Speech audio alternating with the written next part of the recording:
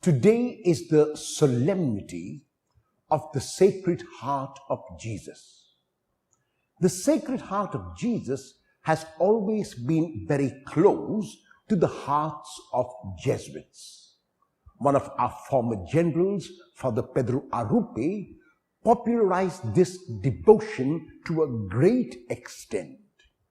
Tradition has it that our Lord appeared to Saint Margaret Mary Alacoque and through her communicated to the world the generous nature of his heart. Of the 12 promises that our Lord made to Margaret Mary, one is of very special significance, in which our Lord says that in his heart one will find an infinite ocean of mercy and forgiveness. This is very much in keeping with the Jesus that is portrayed by the Synoptic Gospels and the Gospel of John. As a matter of fact, when Jesus came into Galilee in the Gospel of Mark chapter 1 verses 14 and 15, he proclaims the kingdom, which is God's unconditional forgiveness and love, and expects nothing in return except an acceptance of that unconditional love. The proclamation is that the kingdom has come already and none of us can do anything to bring it about. It is given as a gift. It is given freely.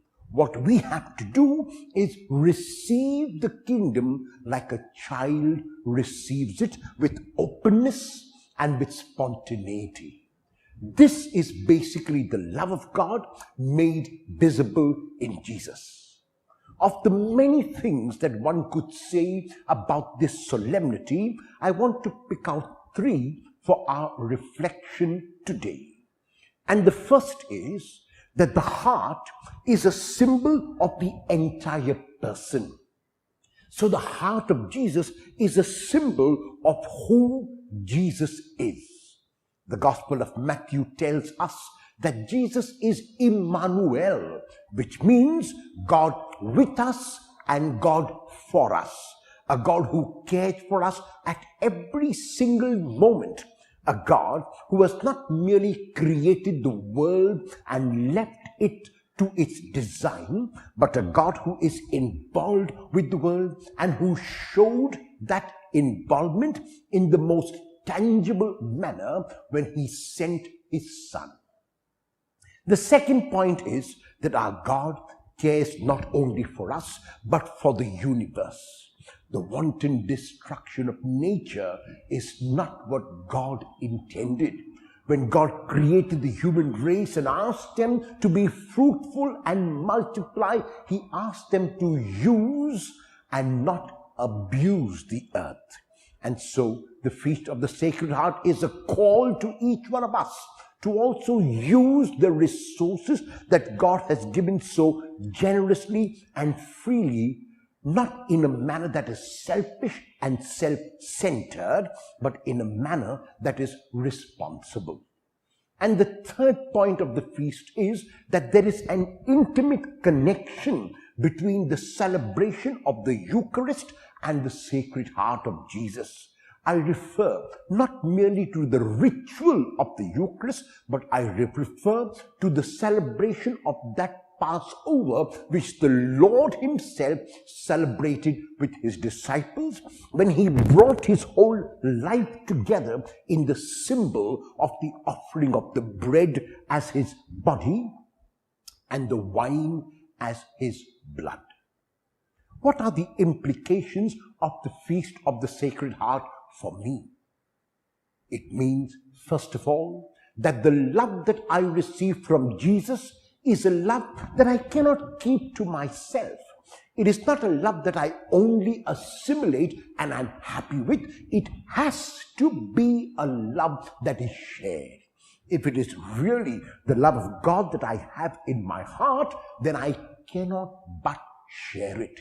The love of God is so bountiful, so magnanimous, that it just simply cannot be contained in an individual, and it cannot be kept inside one's heart and has to be shared.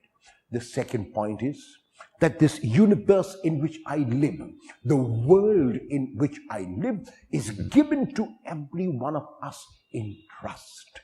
God has created us as trustees to use responsibly all the beauty of His creation. If I abuse God's creation, it is because I have not understood that free gift which He gives me. And so today I make a resolution on this solemnity to use responsibly, to use sparingly, and to use as God would have used.